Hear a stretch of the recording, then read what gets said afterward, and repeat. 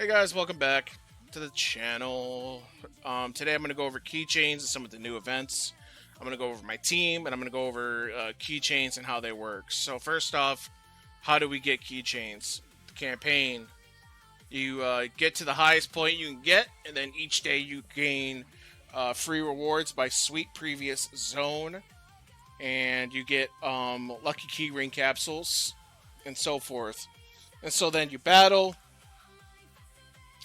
Once you battle, you get the option of times three, one through three. Through harder levels, I highly recommend to go auto off and times one speed, and to direct all your stuff to make sure you get max value to where you want. Because sometimes Leon will just shoot over here and just waste your stuff. And so near the end of the fight, when you're about to win too, what you can do is turn auto off, so that once your characters run off into the next stage, they'll have all their ultimates up. And then to keep auto off, so then once you get into the next stage, so I'm going to turn this off, so I'm able to choose where I want to shoot my stuff. Boom, boom, boom. And then go up, speed up a little bit, turn it off. And then boop, boop, and then yeah. So as you can see, just kind of give you guys an idea of like what kind of control you have, and to go forward from there. So like now I would keep auto off, and then I would just, if I were I'd leave that last zombie alive. So the next stage I'd have all my stuff, so I could just shoot down and get max value of damage. So that's kind of what I would do. That's what I did through the first 250 levels, on levels where I was starting to have a rough time, especially level 250. As y'all know, the worm, that thing's a pain in the ass. So, next up is, now you know how to get the keychains, how to use them. You go to your inventory, they're all right here. So, use, as you can see, you can only have 200 keychains in your keychain inventory at a time. And so, we'll go to that. We'll go to our keychains. So our keychains, I have 200 inventory. You can see it right here. This tells you the buffs, which I'll get to in a second. So next up is the keychains levels. No, not levels. The rarity. So you got normal.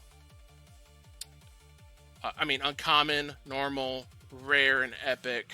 So each one's have their own unique abilities they can give you. Uncommon just gives you one equipped buff. And as you go up, as you can see, it gives you two. The numbers are lower than what you would get from an epic. As you get into blue territory, rare, you get up to 2 to 3. Trying to find, there it is. So you get up to 3. And as you can see, the numbers are higher as well through in rare. But the main chimichanga is the epics. So epics are the only things that gain attributes through leveling up your items. So, for example, I'll just show you really quick. I go here, level up. As you can see, nothing increases. I go to epic, level up. You notice owned buffs goes up. So that's huge. So I'll go show you what I got right now. Increased training speed for all troops. So that's for owned buffs. I have that increased to level 10, as you can see. And I also have, sorry, forgive me, I'm traveling for work right now, and I got like no sleep, so I'm kind of bleh. But as you can see, I leveled up other items to increase my own buff stats. So the ones I'm focusing right now are attacker, attack penetration, and attack defense, and so forth. And then so I have them sitting here. So the difference between owned buffs and equipped buffs, it's in the name. If you own it, you get resting buffs, meaning they're active regardless if you have them equipped. Equipped buffs, as you can see, it's green, are only active when you're in the 1 to 3 slots. So for this one, my equipped buff is increased training speed of all troops by 1.29%. I'm just stacking it. And this one, increase all troops trained per session. And this is so far my favorite. I got lucky with this one. increased speed for training for troops 2.49, 2.64. So it's really good for that. But that's what I got there. That's my development keychains. My war keychains, what I'm working on right now, is Saint's Veil and Rallying. So if I get lucky, I'll go with that. So attacker penetration, all troop HP, ranger penetration while rallying, quick buffs. So I'm looking for quick buffs. So when my keychains are active, if I go to Saint's Veil, I get myself a little extra boost of attack. And so that is the keychains for that. I use the slots for that, as you can see, to utilize it. So I'd search through all 200 of my keychains all the time. Crafting. So you could choose up to 3.